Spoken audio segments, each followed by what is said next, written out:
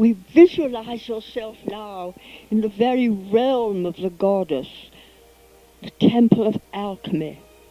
The words we are given for this is, the immortal beloved is ever veiled.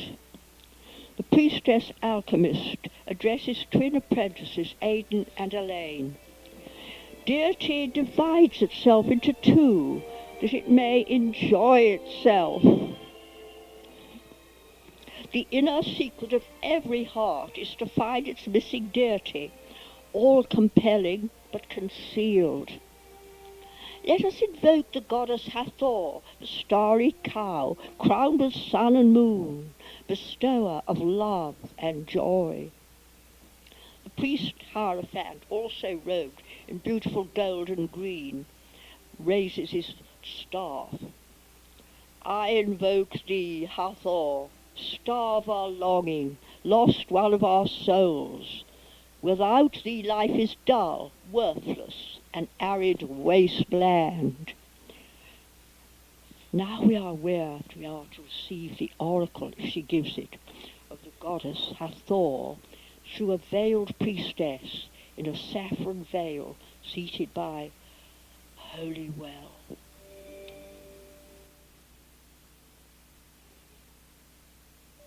To draw forth my help, place both your hands over your hearts and say, my heart, my mother.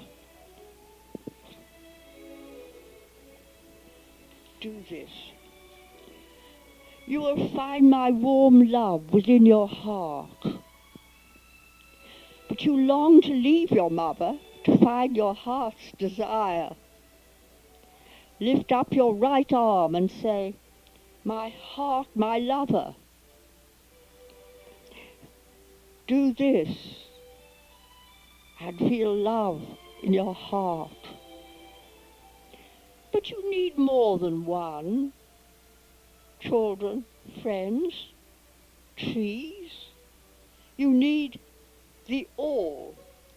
So lift up both your arms in a V, sign of Venus, in her journey across the sky, and say, my heart and my becoming. So you embrace the future, the cosmos, which is my body.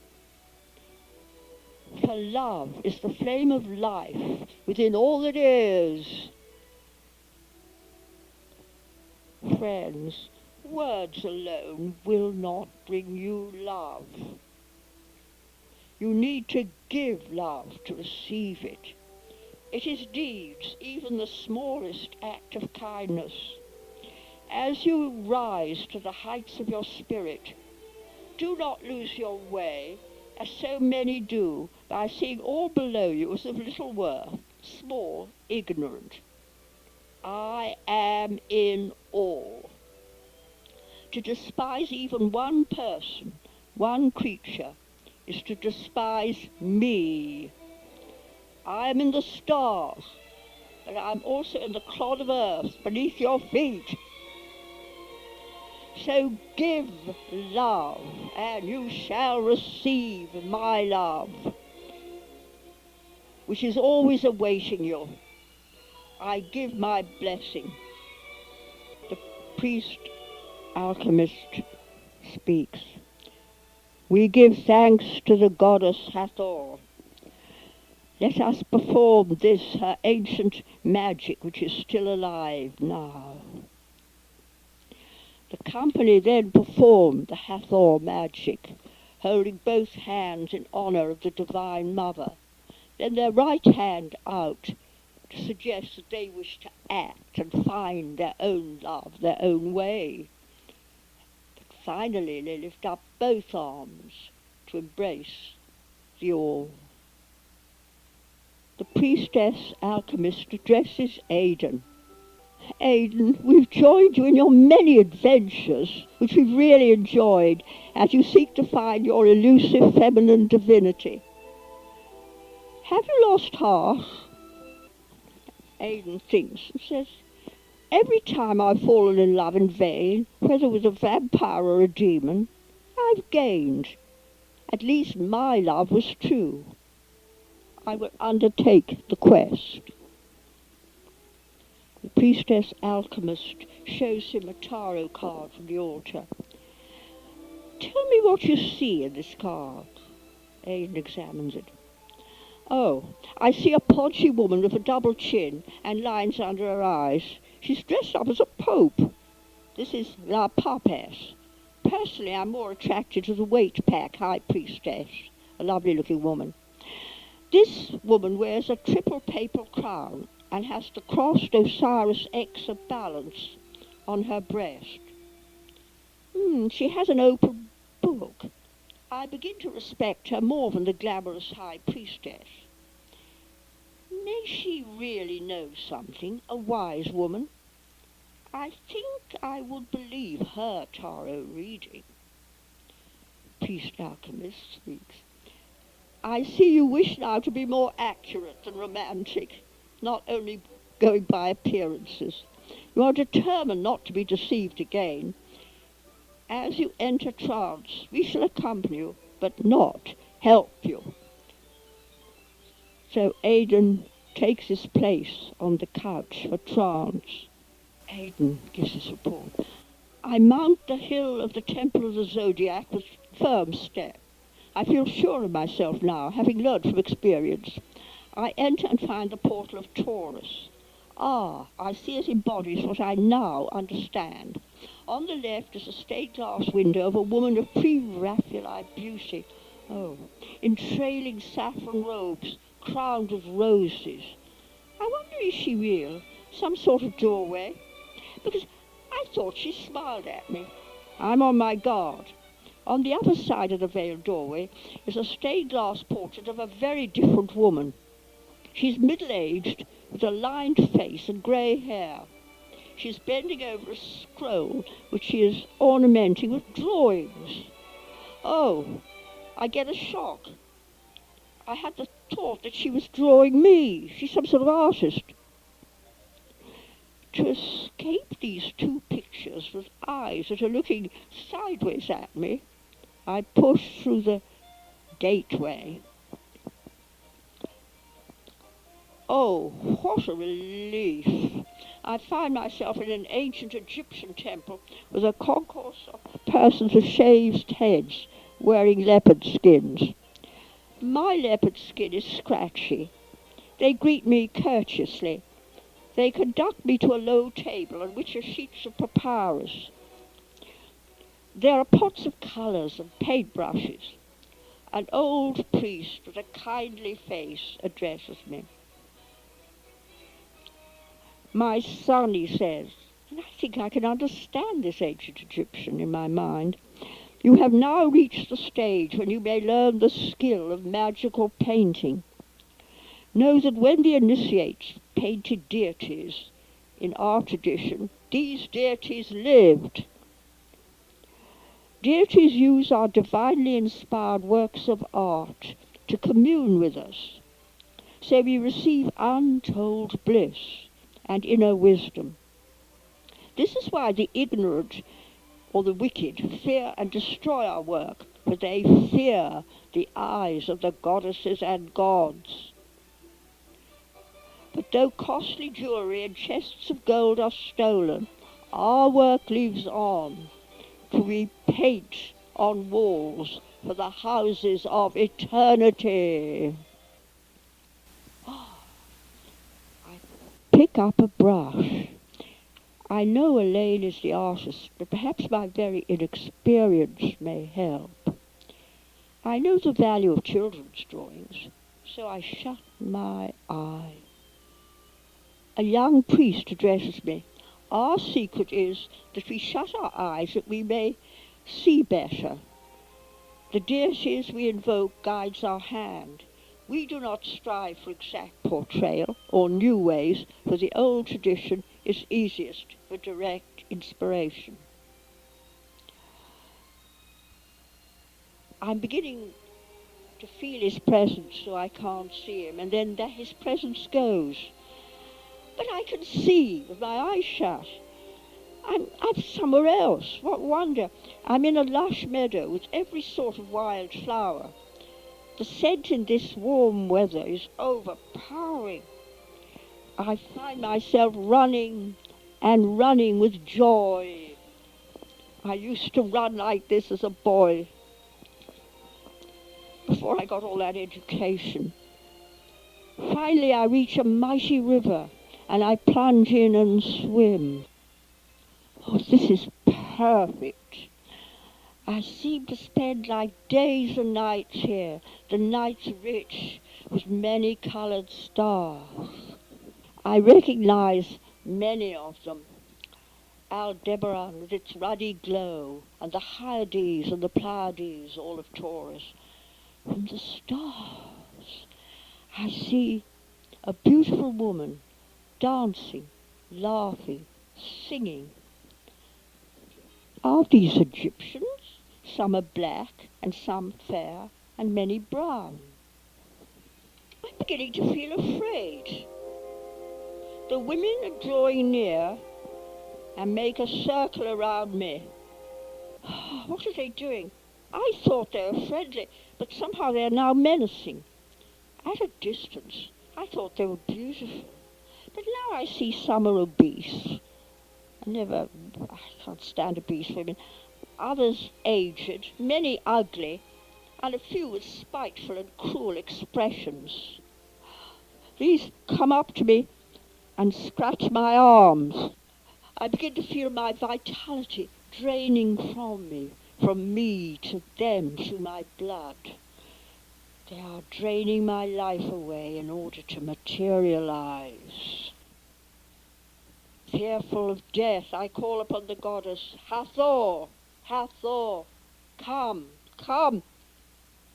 She does not come, but a schoolmistressy woman with a plain face and stringy hair suddenly comes sharply to my rescue. I don't like her tone nor her harsh words. You are a fool, she says. You are an artist, deceived by the very forms you create. Look at me with the eye of truth. I look at her, and every face I've ever loved or hated or despised passed like a mirage through her face. See through the painted veil, she says, and you will find me. I reach for the veil over her face. I find myself slumped over a table by a badly drawn figure I've just made with cow's horns on papyrus. The paintbrush has fallen and left a smear on the picture. Not bad for a first attempt, says the young priest. Oh, I don't understand. I find myself back in the Temple of the Zodiac. But now the two women beside the portal of Taurus have changed places. Are they laughing at me? No, says the young girl. Was she the old one, or are they the same? We never laugh at artists. I'm back with you all. You know, I think I may take up painting. Aidan slowly returns from trance. But we are beginning to come back as well. Thanks are given and reports are shared. Aidan's degree is postponed until he comes up with a painting. Come back to your own time and place. May you find your heart's desire, but know that the immortal beloved is always there.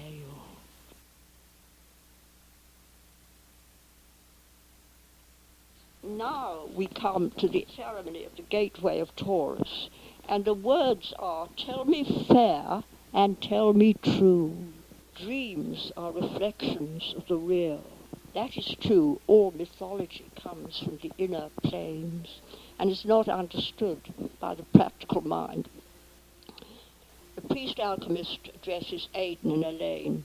To distinguish between true love and false, we need the eye of truth. So we invoke the goddess Morrigan, known as Morgana in France and Morgan in Wales. The priest alchemist raises his staff before the veiled priestess in trance, who is wearing deep indigo veils. I invoke thee, Morrigan the great enchantress, that we may share with you your divine gifts of divination.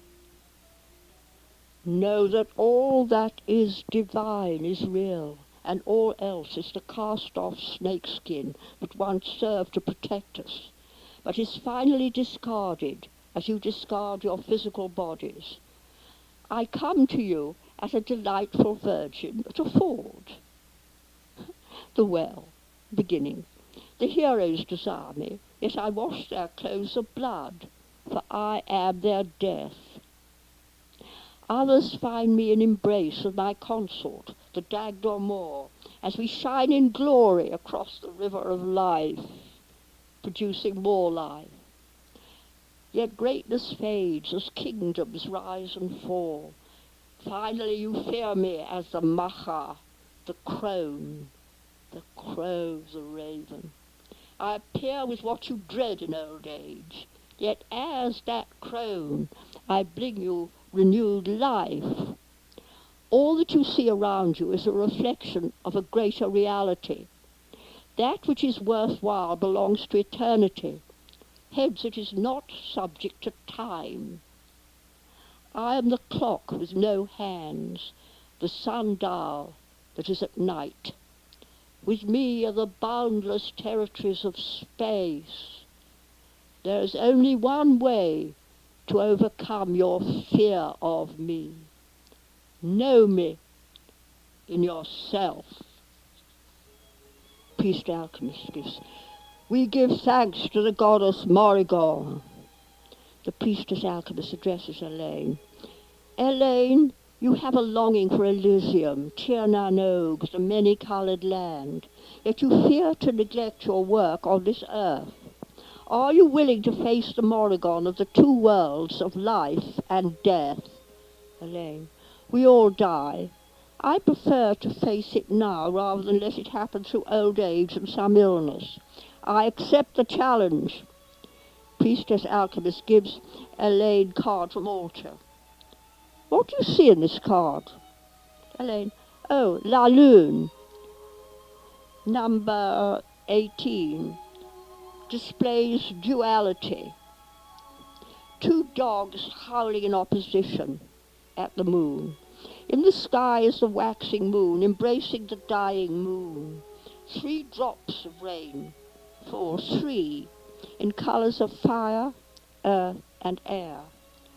Below is a deep blue pool containing the crab of Cancer. Yes, alchemist. You read well. Enter now into trance, knowing that though the moon we know is barren of water, yet it rules the tides of the oceans and our own emotions. This is the moon of Taurus, ruled by Venus. I reach the temple of the zodiac slowly, enjoying the scent of the grass with wild flowers.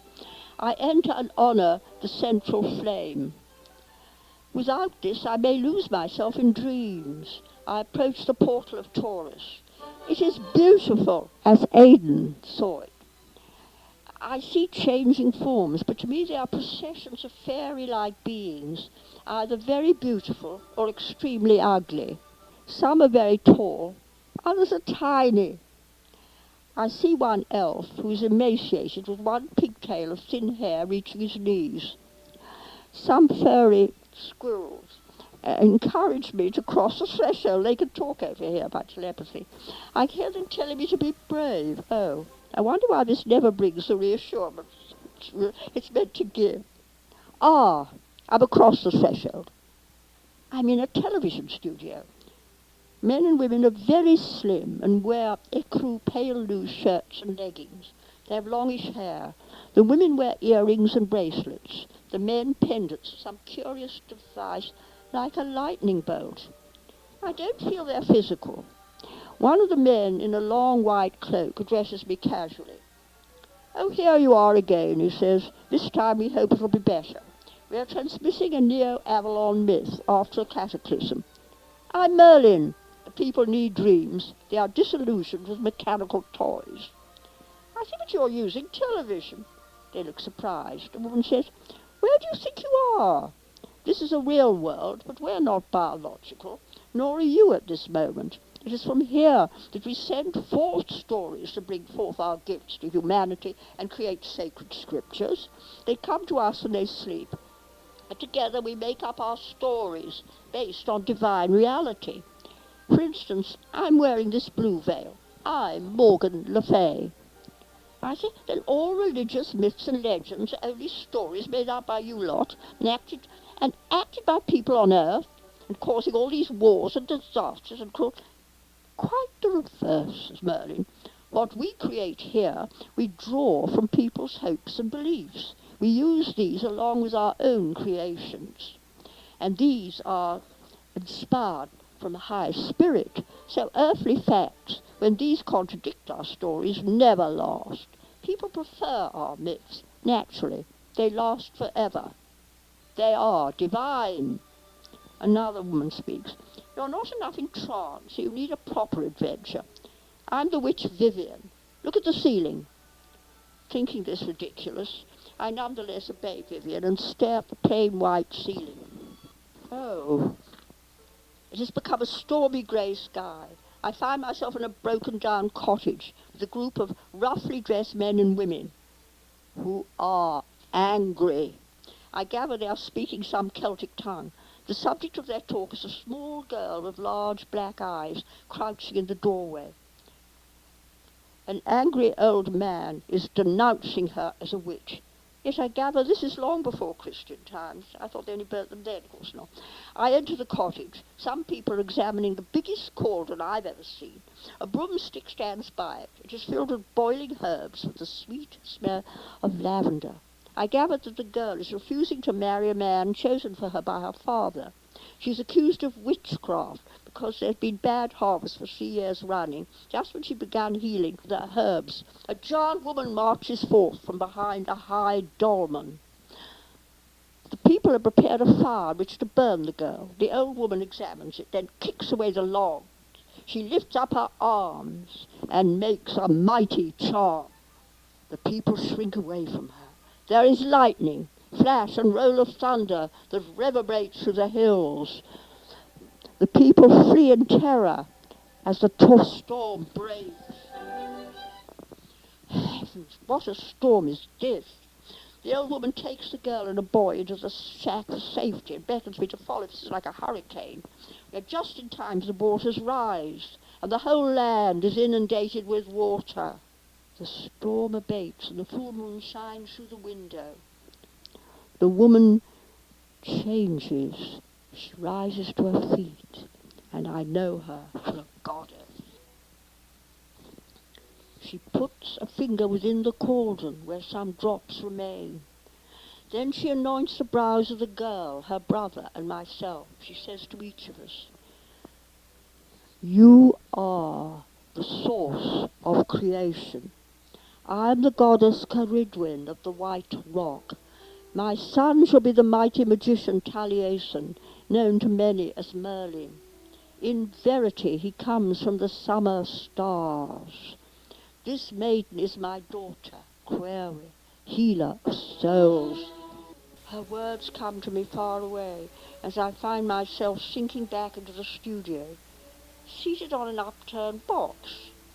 He who plays Merlin holds my hand and says, "You've been to the fount." I feel safe with him. Somehow he is familiar to me. Morgan Le Fay looks like a Ridwin, and she smiles as if reading my thoughts. A girl like Query sits cross-legged on the floor, placing lavender flowers in the Holy Grail. I wonder what part I shall play. This, too, is a dream. I find it hard to return to the Temple of the Zodiac. Friendly squirrels help me through the threshold. Once more, I am with you in our real life, in our Temple of Alchemy. Or am I? Which is the dream? What is the reality? I think I shall accept whatever is divine as real and enjoy its many reflections in many spheres. So nothing loving and beautiful is lost. we also return to from trance. We accept the blessings of the deities as the company give thanks. Return to everyday life, or is that real, or is this